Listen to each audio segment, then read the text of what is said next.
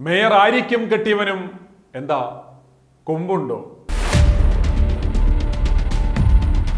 ഇന്നലെ വൈകിട്ട് പാളയം സാഫല്യം കോംപ്ലക്സിന് മുന്നിലുള്ള റോഡിൽ തിരുവനന്തപുരം മേയർ ആര്യ രാജേന്ദ്രനും ഭർത്താവ് സച്ചിൻ ദേവ് MLA-യും അവരുടെ ബന്ധുക്കളും കാട്ടുകൂട്ടിയ പോക്രത്തരം കണ്ട് നാട്ടുകാരുടെ ചോദ്യം ഇതാണ്: മേയർക്കും ലവട കെട്ടിയവനും എന്താ കൊമ്പുണ്ടോ എന്ന്. റോഡിൽ കിടന്ന് ഇത്രയും പട്ടിഷോ കാണിക്കുവാൻ റോഡ് ഇവരുടെ തറവാട്ട് വകയാണോ എന്ന്. തൃശ്ശൂരിൽ നിന്നും 100ഓളം യാത്രക്കാരെ മിന്നൽ സ്പീഡിൽ ചവിട്ടിവിട്ട് ലക്ഷ്യസ്ഥാനമായ തിരുവനന്തപുരം തമ്പാനൂർ സ്റ്റാൻഡിൽ ഇറക്കി വിടുവാൻ വെറും 2 കിലോമീറ്റർ അവശേഷിക്കുകയാണ്. മേയറും കെട്ടിയവനും അവർ സഞ്ചരിച്ച കാർ കൊണ്ട കുറുകയിട്ട് കുടുംബം പുലർത്തുവാൻ പാടുപെടുന്ന ഒരു ഡ്രൈവറുടെ നേരെ സിനിമാ സ്റ്റൈലിൽ ആക്രോശിച്ച് ചാടുകയും അദ്ദേഹത്തിനെതിരെ കള്ളക്കേസെടുത്ത് അദ്ദേഹത്തിൻ്റെ പണി കളയുവാനും ശ്രമിച്ചത്. ഒരു പാവപ്പെട്ട കൂലിപ്പണിക്കാരൻ്റെ മകളായ ആര്യയ്ക്ക് മേയർ എന്ന അഡ്രസ്സ് ഇന്നലെയാണ് കിട്ടിയത് എന്നോർക്കണം. പിള്ളകളി മാറാത്ത ഈ പെങ്കൊച്ചിന് മേയർ പദവി കൊടുത്തത് പാർട്ടിയുടെ ഔദാര്യമാണെന്നും ഇവർ ഓർക്കണം. ഭർത്താവിൻ്റെ കാര്യവും ഏതാണ്ട് ഇതുപോലൊക്കെ തന്നെയാണ്. വെറും 3 കൊല്ലം കൊണ്ട് ചരിത്രം നീയൊക്കെ മറന്നാലും നാട്ടുകാർക്ക് നീയൊക്കെ ആരാണെന്ന് നന്നായി അറിയാം. അതുകൊണ്ട് ഷോയൊക്കെ അങ്ങ് വീട്ടിലിറക്കുന്നതാവും നല്ലത്. KSRTC ഡ്രൈവർമാരെല്ലാം പെർഫെക്റ്റ് ആണ് എന്ന് പറയുന്നില്ല.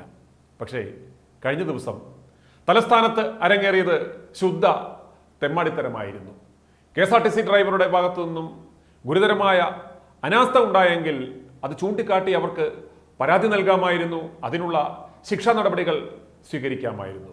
എന്നാൽ മേയർ ആര്യയും കെട്ടിയവനും എന്താണ് ചെയ്തത്? പട്ടം മുതൽ സൂപ്പർഫാസ്റ്റ് ബസ്സിനെ ചേസ് ചെയ്ത് പാളയം സാഫല്യം കോംപ്ലക്സിന് മുന്നിൽ കാർ വിലങ്ങി നിർത്തി ഡ്രൈവറെ അസഭ്യം പറഞ്ഞു അധിക്ഷേപിച്ചു. ഇത്രയും പ്രകോപിപ്പിച്ചപ്പോൾ ചെറുപ്പക്കാരനായ KSRTC ഡ്രൈവറും തിരിച്ചു പറഞ്ഞിട്ടുണ്ടാവാം. ഇത്രയ്ക്ക് തിളയ്ക്കാൻ മേയറും കെട്ടിയവനും ഫഹദ് ഫാസിലിന്റെ ആവേശം എന്ന സിനിമ കണ്ടുവരുന്ന വഴിയായിരുന്നോ എന്ന് സംശയമുണ്ട്. അത്ര തിളപ്പായിരുന്നു. എന്തു തന്നെ പറഞ്ഞാലും ഒരു മേയറുടെയോ MLA-യുടെയോ പക്വത രണ്ടും കാണിച്ചില്ല. മണിക്കൂറുകളോളം 100 കണക്കിന് കിലോമീറ്റർ വണ്ടി ഓടിച്ച് തളർന്നിരുന്ന ക്ഷമയുടെ നെല്ലിപ്പലക കണ്ടിരുന്ന ഡ്രൈവർ കാർ വിലങ്ങിയപ്പോൾ വണ്ടി ചവിട്ടാതെ മുന്നോട്ടെടുത്തിരുന്നെങ്കിൽ രണ്ടിനെയും പായയിൽ വാരിയെടുക്കേണ്ട ഗതികേടുണ്ടായേനെ. കോടതി പോലും ആ ഡ്രൈവറെ ശിക്ഷിക്കില്ലായിരുന്നു.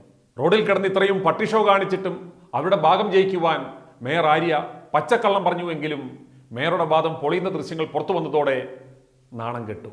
പാളയം സാഫല്യം കോംപ്ലക്സിന്റെ മുന്നിൽ KSRTC ബസ്സിന് കുറുകെ കാറിട്ടുകൊണ്ട് KSRTC ഡ്രൈവറെ വിരട്ടുന്ന CCTV ദൃശ്യങ്ങളാണ് ഇപ്പോൾ പുറത്തു വന്നിരിക്കുന്നത്.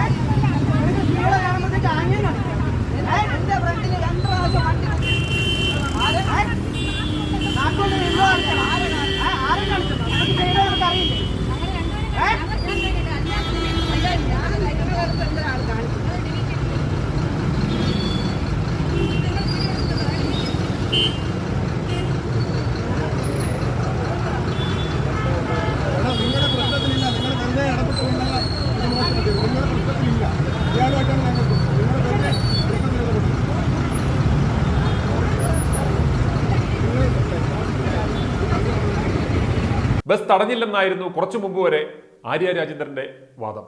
തന്റെ ട്രിപ്പ് മുടക്കി ജോലി തടസ്സപ്പെടുത്തി എന്ന ഡ്രൈവറുടെ പരാതിയിൽ ഇപ്പോഴും മേയർക്കും ഭർത്താവും MLA-യുമായ സച്ചിൻ ദേവിനുമെതിരെ പോലീസ് ഇതുവരെ കേസെടുത്തിട്ടില്ല.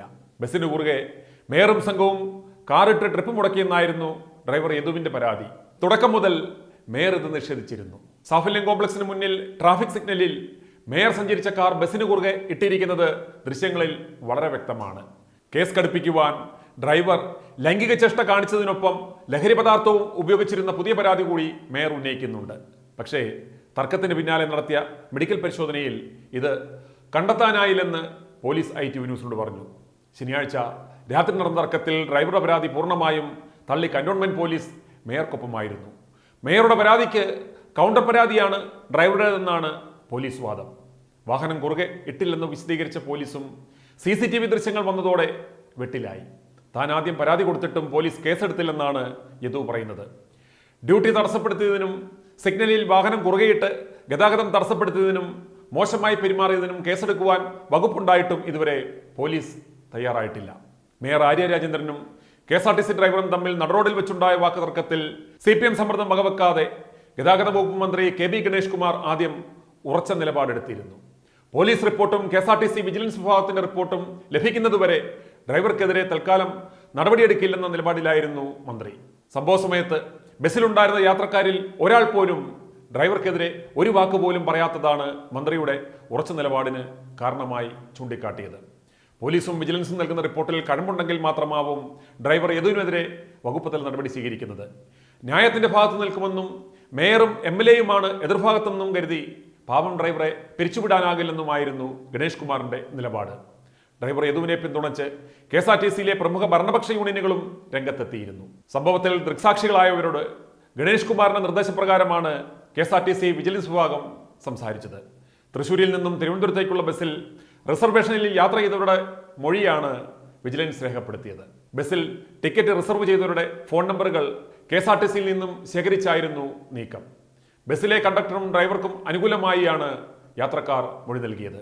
ഡ്രൈവറെ പ്രകോപിപ്പിക്കുകയാണ് മേയറും സംഘവും ചെയ്തതെന്നാണ് യാത്രക്കാർ നൽകിയ മൊഴി. മാത്രമല്ല, തങ്ങൾ ബുക്ക് ചെയ്ത് നടത്തിയ യാത്ര പൂർത്തീകരിക്കാനായില്ലെന്ന പരാതിയും ഇവർക്കുണ്ട്. യാത്ര അവസാനിക്കുവാൻ 2 കിലോമീറ്റർ മാത്രം ശേഷിക്കുകയാണ് സംഭവം നടന്നത്. എന്നിട്ടും തങ്ങളെ പെരുവഴിയിൽ ഇറക്കി വിടുകയാണ് ചെയ്തതെന്ന് യാത്രക്കാർ പറയുന്നു. ആര്യയുടെ ഭർത്താവ് MLA ബസ്സിൽ കയറിവെന്നാണ് യാത്രക്കാരെ ഇറക്കിവിട്ടത്.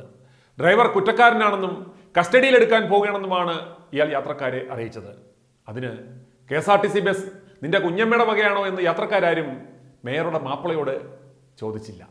എന്നാൽ മേയർ ആര്യ രാജേന്ദ്രനും ഭർത്താവ് സച്ചിൻ ദേവ് MLAക്കുമെതിരെ കേസെടുക്കണമെന്ന് KSRTCയിലെ കോൺഗ്രസ് അനുകൂല സംഘടനയായ TDF ആവശ്യപ്പെട്ടു. ദിവസവേതനക്കാരനായ ഡ്രൈവറെ ഭീഷണിപ്പെടുത്തുകയും അദ്ദേഹത്തിനെതിരെ കേസെടുക്കുകയും ചെയ്ത നടപടി പാവങ്ങളുടെ മേലുള്ള കുതിര കയറലാണെന്ന് TDF working president M. വിൽസന്റ് MLA പറഞ്ഞു. ഡ്രൈവറുടെ പരാതിയിൽ നടപടി സ്വീകരിച്ചില്ലെങ്കിൽ ശക്തമായ പ്രതിഷേധം ഉണ്ടാകുമെന്നും TDF മുന്നറിയിപ്പ് നൽകിയിട്ടുണ്ട്. സമൂഹ മാധ്യമങ്ങളിലും മേയറെയും കെട്ടിവരെയും ജനങ്ങൾ പൊങ്കാലിട്ടുകൊണ്ടിരിക്കുകയാണ്. കാറ് വിലങ്ങി ട്രിപ്പ് മുടക്കിയ ദൃശ്യം പുറത്തു വന്നതോടെ തന്റെ സർവീസ് മുടക്കിയെന്ന KSRTC ഡ്രൈവർ യദുവിന്റെ പരാതി നിലനിൽക്കും.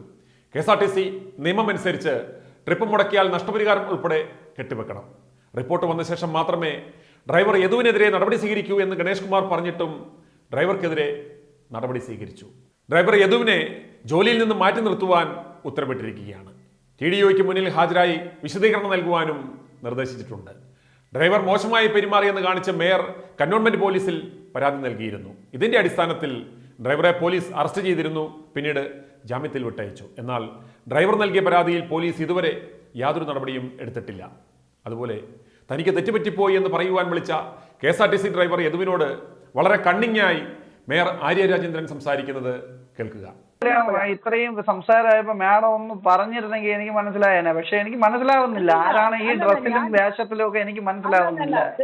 നമ്മൾ പറയുന്നതിലല്ല നീ ആരാണെന്ന് ഞാൻ ആരാണെന്ന് അറിയാമോ എന്ന് ചോദിച്ചപ്പോഴും ഞാൻ ഇങ്ങനെ ആലോചിക്കണം മനസ്സിൽ ആരാണെന്ന് പറഞ്ഞത്. ഞാനിപ്പോ നമ്മൾ ആരാണോ എന്നുള്ള കാര്യമല്ലോ. അപ്പൊ ഞാൻ നിങ്ങളിപ്പോ മേയറെന്നോ MLA എന്നുള്ള റെസ്പെക്ട് ഒന്നും തന്നില്ലെങ്കിൽ കുഴപ്പമില്ല. നമ്മളെ തെരഞ്ഞെടുത്ത ജനങ്ങൾ അങ്ങനെയൊന്നുമല്ല. റെസ്പെക്ട് അതിപ്പോ ഒരു പൊതുജനത്തിന് നിങ്ങളെ പോലുള്ള ഡ്രൈവർമാരാകട്ടെ അല്ലെങ്കിൽ മറ്റേതെങ്കിലും ഞങ്ങളും കൊടുക്കേണ്ട റെസ്പെക്ട് ഉണ്ട്. അതില്ലാന്ന് ഞാൻ പറയുന്നില്ല. ജനങ്ങൾ തെരഞ്ഞെടുത്ത ആളുകളാണ്. ജനങ്ങൾക്ക് കൊടുക്കേണ്ട റെസ്പെക്ട് ഉണ്ട്. അതുപോലെ നിങ്ങളും ഏത് ഡ്യൂട്ടിയിൽ ഇരുന്നാലും നിങ്ങൾ കൊടുക്കേണ്ട റെസ്പെക്ട് ഉണ്ട്. അത് കണ്ടക്ടറോട് എന്റെ ഹസ്ബൻഡ് MLA സംസാരിക്കുമ്പോ അദ്ദേഹം വളരെ മര്യാദയ്ക്ക് പറയുന്നുണ്ട്. അദ്ദേഹം പറഞ്ഞതാ, ഞാനും ഒരു പാർട്ടി പ്രവർത്തകനാണ്, ഞാനിത് കാണുന്നുണ്ട്, എനിക്കിതിൽ പിന്നെ ഭയമുണ്ട്. കാരണം ഇദ്ദേഹം ഈ വണ്ടിക്ക് അകത്ത് വന്നിരുന്നതാണ് മാഡത്തിന്റെ ഹസ്ബൻഡ് എന്ന് പറയുന്നത്. എന്റെ ഹസ്ബൻഡ്. അതെ, എനിക്ക് അറിയത്തില്ല. നിങ്ങൾ അറിഞ്ഞില്ലെങ്കിൽ കുഴപ്പമില്ലെന്നേ. ഞാൻ പറയാൻ ഉദ്ദേശിച്ചത് നിങ്ങൾ ചെയ്ത സംഭവം അറിയാമെങ്കിൽ നമ്മൾ അല്ല കണ്ടക്ടർ അവിടെ ഇരുന്നു. ഞാൻ പറയുന്ന മാഡം ആദ്യം കേൾക്കണം, സമാധാനത്തിൽ കേൾക്കണം. ഞാൻ കണ്ടക്ടർ അവിടെ ഇരുന്ന് ഉറങ്ങുകയാണ്, എനിക്ക് ഉറങ്ങാൻ പോലും പറ്റാത്ത അവസ്ഥയാണ്. അല്ലല്ല കണ്ടക്ടർ വേണ്ടി ഇരുന്ന് ഉറങ്ങുകയല്ലേ. അതെ, എനിക്കത് മനസ്സിലാവും. പക്ഷേ അതിലൊരു പ്രശ്നം, ഞാനെന്നോ അല്ലെങ്കിൽ ഞങ്ങളുടെ പൊസിഷൻ ഔദ്യോഗിക കാര്യങ്ങളൊന്നും നിങ്ങൾ ബോധേഡാവേണ്ട കാര്യമില്ല. ഞങ്ങൾ ഔദ്യോഗിക വണ്ടിയിലും അല്ല വന്നത്. ഞങ്ങൾക്ക് ഞങ്ങളുടെ അങ്ങനെ അധികാരം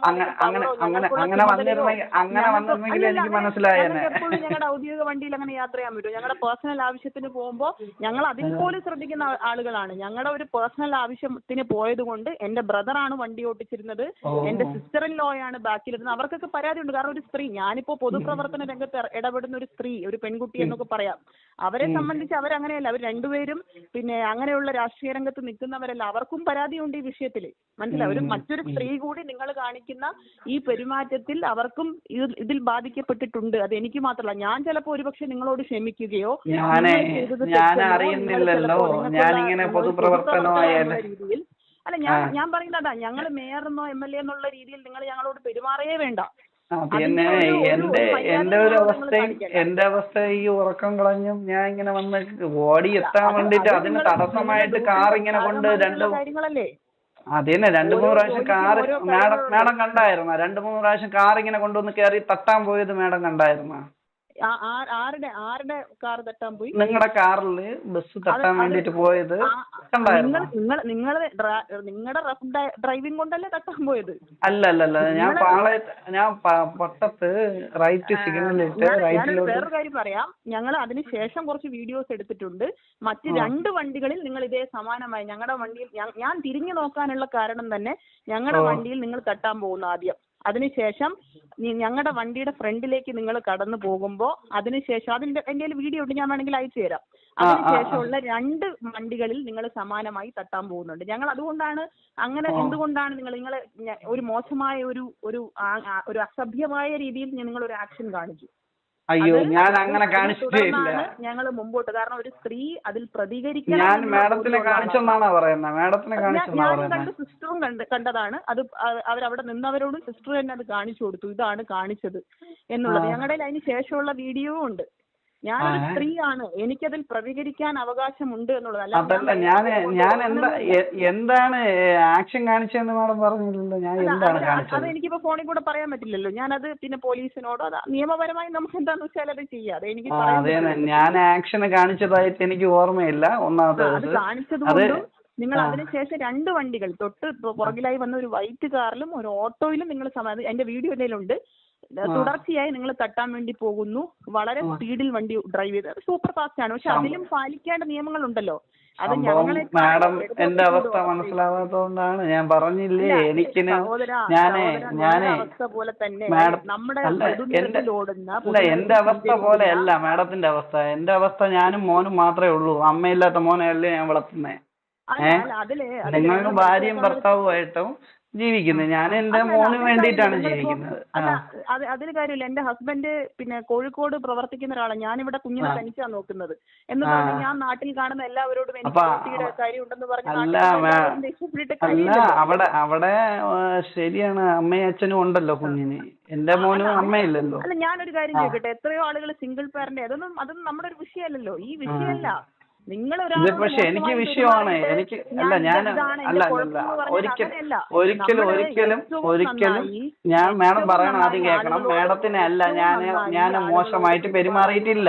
സംസാരിച്ചിട്ടുണ്ട്, ഇത്തിരി മോശമായിട്ട് സംസാരിച്ചെന്ന് വെച്ചാൽ ഇത്തിരി സംസാരം ഇത്തിരി മോശമായിരുന്നു. പക്ഷെ അത് ഞാൻ ഇപ്പൊ ദേഷ്യം വന്നപ്പോഴത്തേക്ക് അങ്ങനെ സംസാരിച്ചതാണ്. എന്താന്ന് വെച്ചാൽ നിങ്ങൾ ആരാണെന്ന് ഞാൻ ചോദിച്ചു. പറയുന്നത് നിങ്ങൾ മനസ്സിലാവുന്നില്ല സഹോദരൻ, ഞാൻ പറയുന്നത് മനസ്സിലാവുന്നില്ല.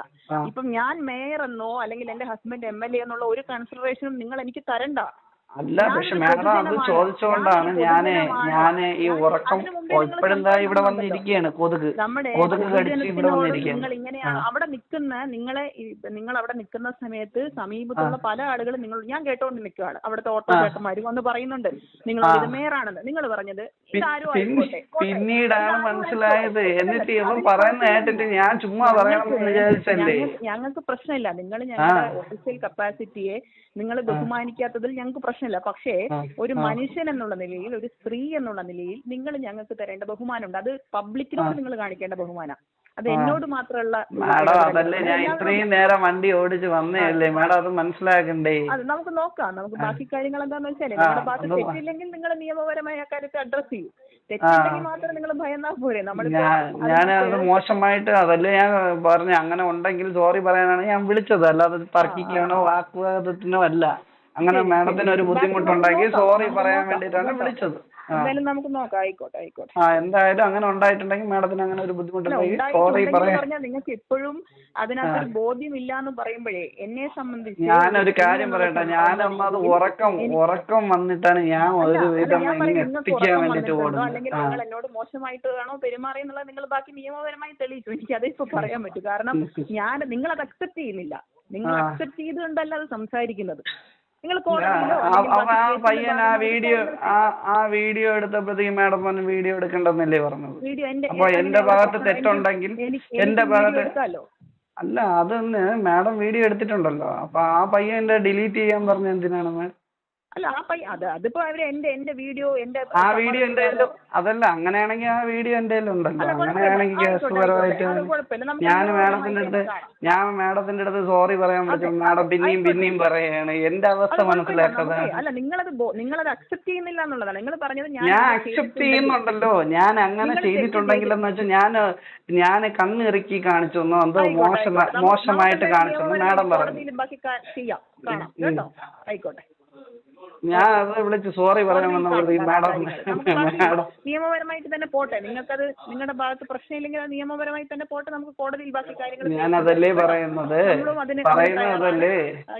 പിന്നെ ഞാൻ അത് ആലോചിച്ചെടുത്ത തീരുമാനമാണ്. നമുക്ക് ബാക്കി കാര്യങ്ങൾ മുമ്പോട്ട് ആലോചിച്ചെടുത്ത് തന്നെ മാഡം ആദ്യമേ പറഞ്ഞു തന്നാണല്ലോ. അല്ല മാഡം പ്രയാസപ്പെടുത്താൻ വേണ്ടിട്ട് തന്നെയാണ് പറയുന്നത്. എന്ന് വെച്ചാൽ അന്ന് നേരത്തെ സംസാരിച്ചപ്പോഴേ എന്റെ അടുത്ത് പറഞ്ഞില്ലേ നിനക്ക് ഞാൻ കാണിച്ചു നിനക്ക് ഞാൻ കാണിച്ചു തരാം, ഞാൻ ആരാണെന്നുള്ള കാണിച്ചു തരാമെന്ന് മാഡം പറഞ്ഞത് ഇതാണെന്നുള്ളത് എനിക്ക് അറിഞ്ഞൂടെ? ആലോചിച്ചെടുത്ത തീരുമാനമാണ്. അത് മാത്രമല്ല ഞാൻ പറഞ്ഞല്ലോ, ഞങ്ങൾ മാത്രമല്ല വണ്ടിയിൽ ഉണ്ടായിരുന്നത്.